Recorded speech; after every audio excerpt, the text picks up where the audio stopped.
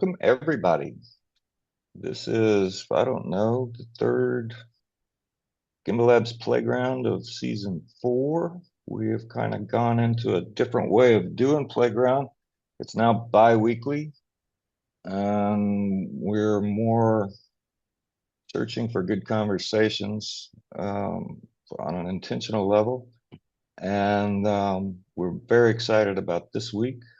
I've invited Nori from the ODIN collective. I'm going to say collective. Is that a good idea? I don't know. When you say Odin, do you call yourselves a collective or what are you? You're a The community. I know N, that.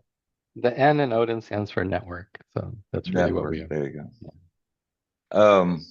I'm really looking forward to it. It's more process of learning for me.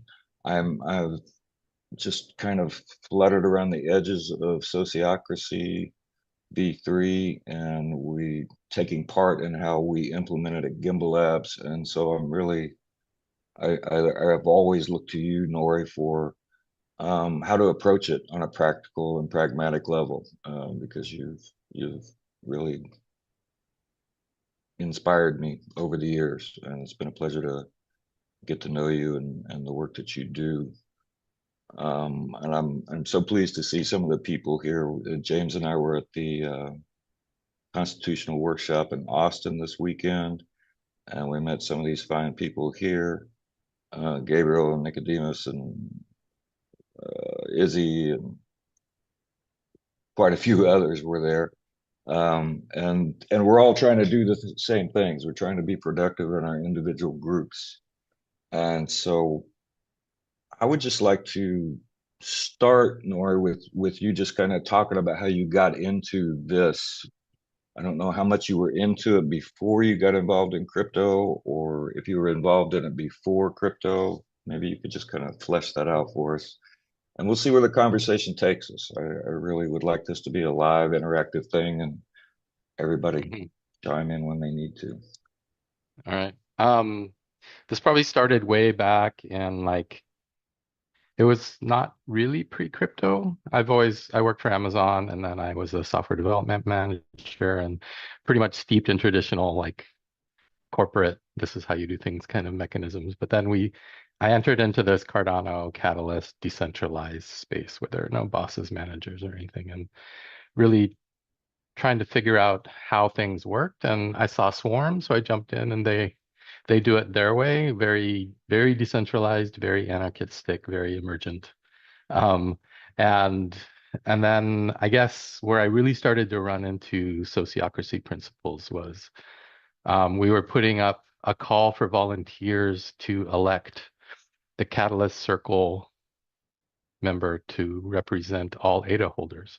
And at that time, they had a gentleman named John Buck who came in through Governance Alive. And John Buck is probably the single most influential North American person to bring sociocracy to North America and through Governance Alive in his books. And he took us as that CC or the ADA holder community kind of group through some sociocratic principles and training. So he actually gave us a number of courses and stuff and took us through how to do consent-based decision making, the importance of check-ins, rounds, things like that. And that was kind of my first exposure to that and seeing how it worked. And actually got a chance to put that into effect when the Catalyst Circle formed and the CC admin team kind of stepped in to help facilitate the meetings. I don't know if you remember back then, but even back then we were structuring the meeting agendas around sociocratic principles with check-ins and things like that. Um, and then eventually, after the disastrous Fund 8, a lot of us got together. I think it was Gimbalabs, WADA, Cardano for Climate, and a bunch of other people just talking about how can we do better? How can we get together? And we just met weekly, just talking about stuff, throwing around ideas. And out of that, this idea for Andamio emerged. Um, and we launched Andamio under kind of these S3 principles from the start. So we're consciously trying to look at these patterns and how do we create decentralized kind of organizations that work on sociocratic principles. None of us live even in the same country, except for like James and Roberto.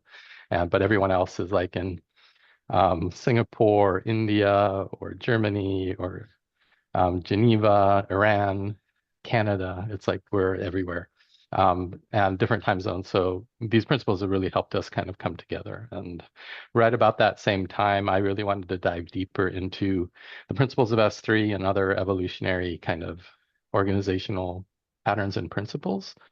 So there's books like Reinventing Organizations, Brave New Work, different things like that, and just kind of trying to figure out how all that works. And about the same time, I ran across a movie or a video um, about space trains and how can you, because you can have small groups like this and have really high levels of trust because we've all worked together and we've seen each other's faces and talked over a number of years and there's this trust, but that trust can't scale.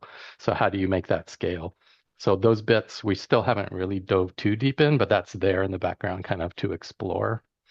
But ODIN kind of formed to explore those kind of things. And right now we have our weekly community meetings. We have a marketing group.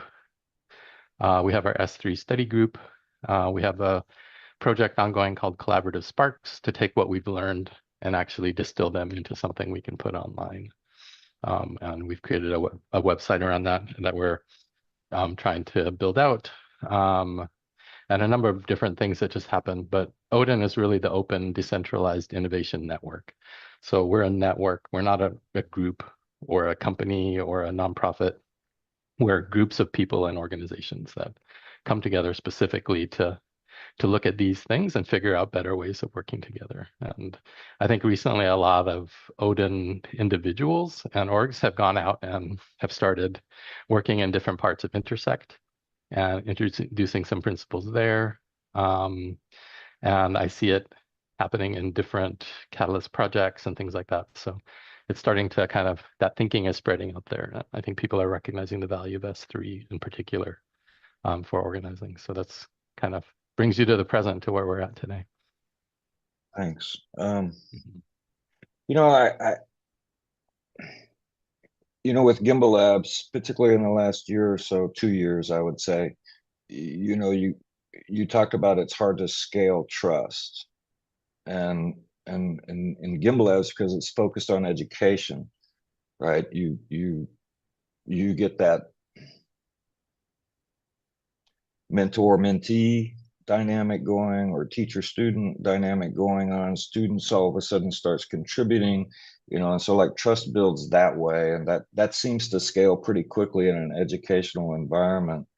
And I'm curious about, from the previous playground when Lawrence was here and Nadia was here, and they talked about their education efforts, and that's much more like going out into the real world and educating to people that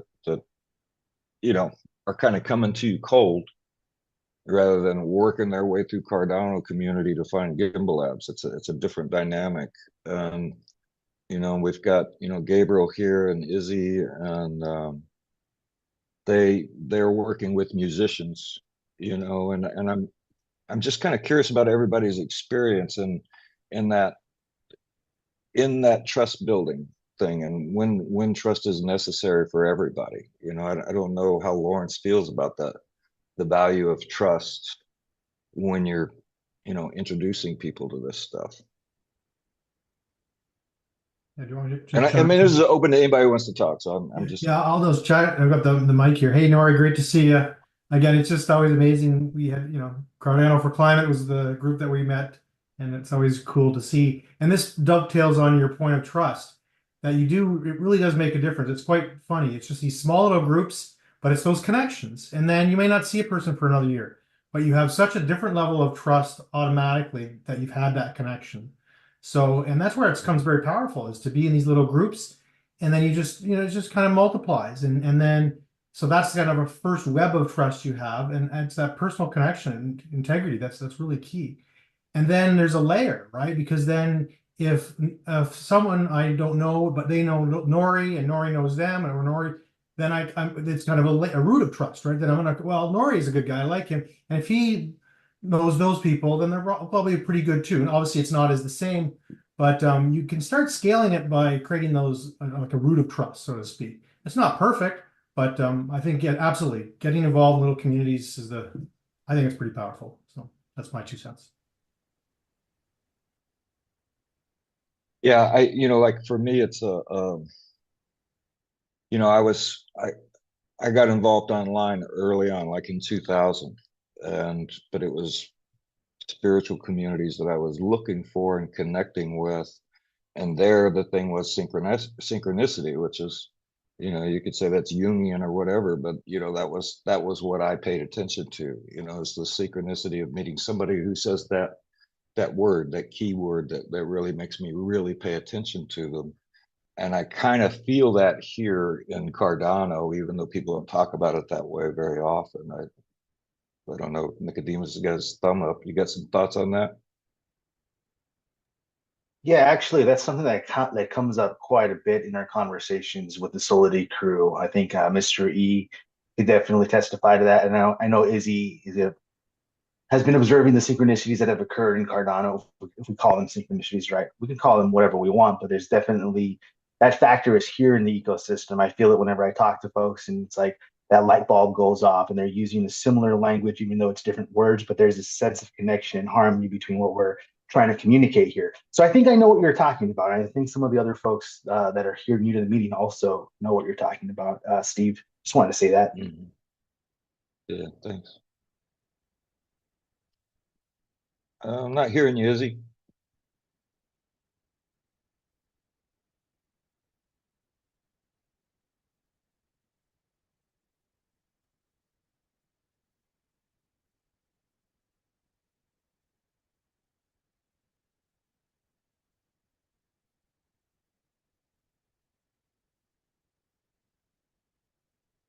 Yeah, I agree with Tivo. Collaboration is a big keyword. Um, because it just indicates so much, that you can't do it on your own, that you're not just wanting a fan or a customer, you want somebody to work with. And collaboration is really, really cool word. I think it's interesting how it points to interconnectedness of blockchain, right? Like if everything was on chain and we could validate everything perfectly there, really is no need for the outside world at that point. So the very reason that we need trust is that we're integrating that are leveraged on the blockchain side into our real world lives. So it already points to the existence that there are two separate things that we're connecting there. And for me, with musicians, right, that trust aspect happens in a few different ways. It's either establishing yourself as the best option, either being the cheaper option or the least hassle, right?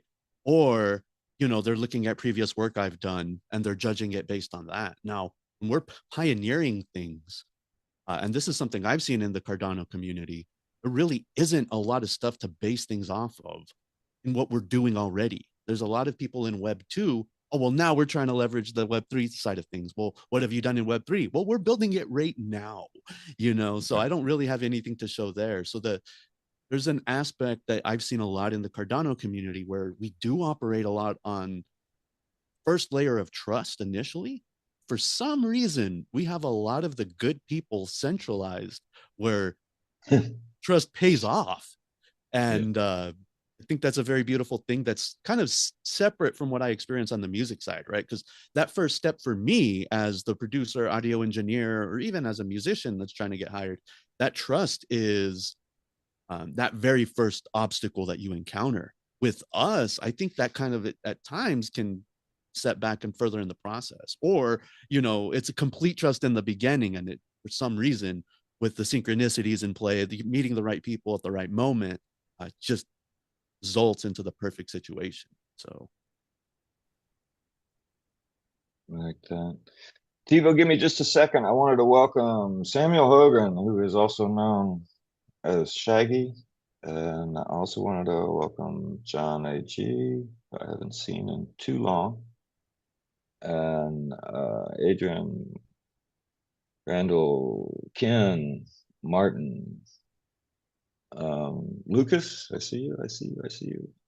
I always see you. You're amazing. You're amazing because you're always with me wherever I go. And John Nickel, it was great meeting you. Great meeting you this weekend. John was also at the Constitutional Workshop, and he's does some fun stuff. Tivo, go ahead.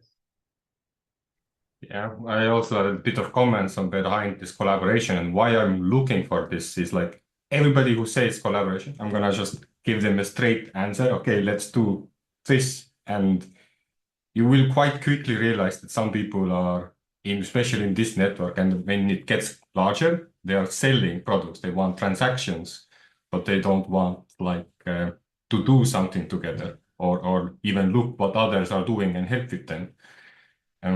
So yeah, but I like the way you kind of addressed it, like building the trust and like finding the way.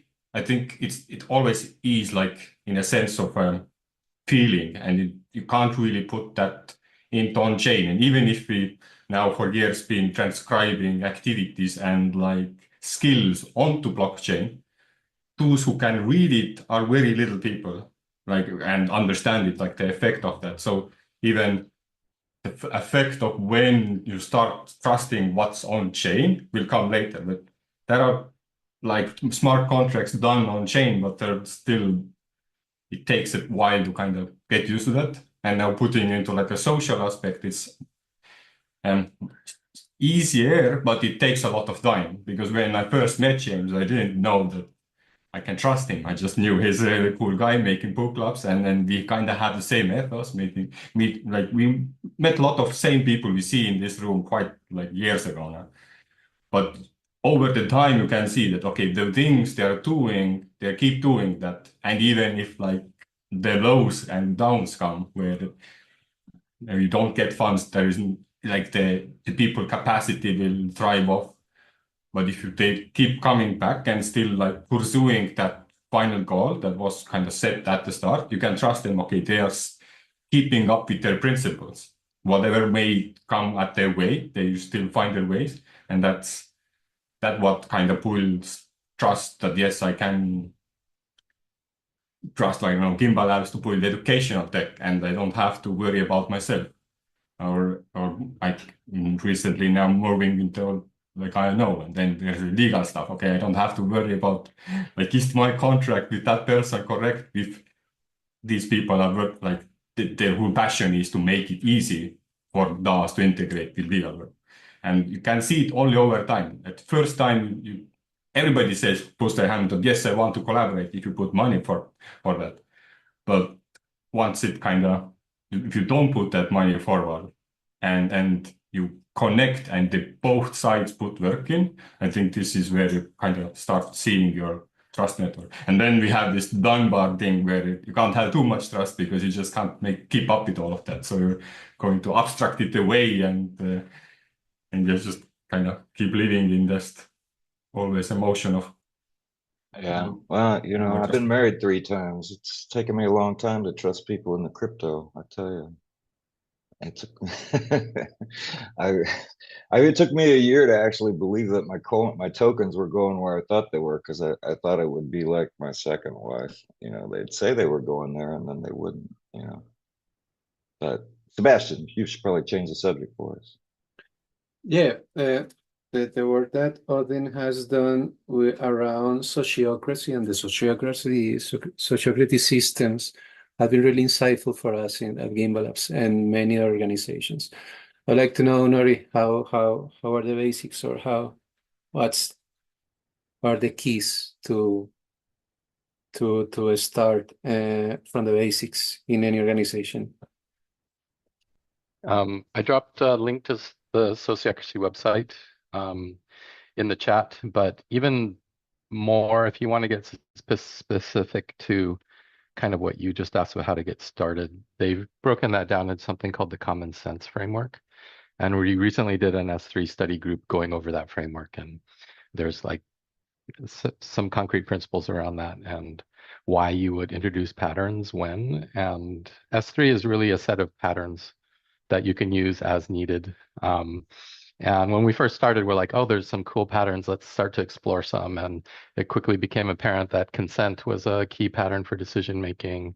Rounds are easy to incorporate into meetings, and that helps create kind of a space of safety where everyone checks in so you know where everyone's coming from, and different ways of working. But in that study group, we started to find that the more patterns you bring in, they actually synergize with each other and they become stronger when you have other patterns supporting each other. So the more and more you start to pull in, the more it starts to solidify and become a stronger set of supporting patterns to help you get the work done that you need to. And it's rooted in sociocracy. And I mentioned earlier that was like John Buck kind of brought that to North America. It also is rooted in some of the evolutions of that into holacracy, and they experimented with a bunch of stuff and created their own systems. And there's also been decades of work on the agile software development process. So things about having backlogs and Kanban boards and things like that. So they wrapped all of that up and said these are all useful patterns of collaboration and working together and proposed a set of S3 patterns. And the more we explore it, the more we realize they've actually thought really deeply about each one of them and abstracting from base principles and coming back up. So you don't discover those unless you really dive deep like we've been doing in the study group. And it's been really fascinating seeing how the patterns are actually like, wow, these are totally related, these two separate patterns, and they have a common source of thinking around how they should work, but they manifest in these two different ways. So it's a pretty deep system, but you can start simple. I would say look at consent as a decision-making process. It allows you to make sure everyone's heard. It gets rid of the either or, I win, you lose kind of dynamics in voting, and really gets all the voices there and said, here's a proposal. And if people have objections, objections aren't like, I'm against it. It's, I have a gift to make this proposal better. And you're able to get to a point. One of the key phrases is good enough for now, safe enough to try. And if you can get to that point, then you're inside the tolerance range of a whole lot of people. Whereas if it's kind of the voting yes, no, you're like looking at absolutes. And that's not often the best way to get everybody on board because you will always have the people who succeed and those who didn't get their wishes met. But in the consent process, everybody has an opportunity to contribute and you work at it until it's safe enough for everybody to try or good enough for now. And I think it's a much more powerful way to work. It may take a little bit longer, but it's a great way to just make sure you understand why somebody has an objection and how you can possibly modify things to make it safe for them to proceed. And that could be putting a timeline on things, saying we're going to review this in 3 months. And if it's not working out according to these metrics, we'll try something else. Those kind of things can make it safe enough for somebody so that they know that this isn't a forever decision. And there's all sorts of little things you can pull in like that to make it safe. But it's really about listening to people, making things safe enough for now, and then getting it into a position where you can experiment and try. And then everything has a review date. So you review decisions made and say, is it still relevant?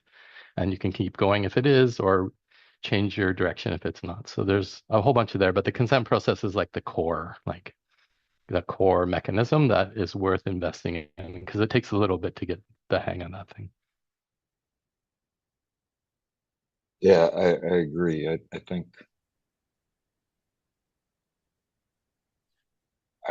in these group conversations, like in Gimbalabs or some others that I've been back, I like hearing or using the trait, hey, I'm going to push back a little bit, right?